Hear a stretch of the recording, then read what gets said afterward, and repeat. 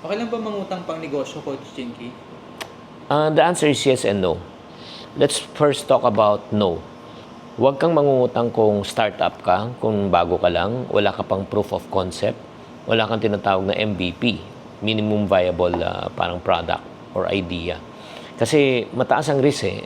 Alam mo ba, ang pagkalugi ng isang negosyo nangyayari yan in the first 2 years. So mataas talaga ang risk na malugi ka. Ang masakit niyan, nawala na yung pera mo, nagbabayad ka pa ng utang. It's a painful reminder. However, pwede kang mangutang kung magpapalaki ka na at scaling ka na. Meron ka ng proof of concept. Ang problema mo na lang, kulang ka lang sa capitalization. So, it is wise for you to borrow when you are already expanding your business dahil meron ng papasok na order. Diba?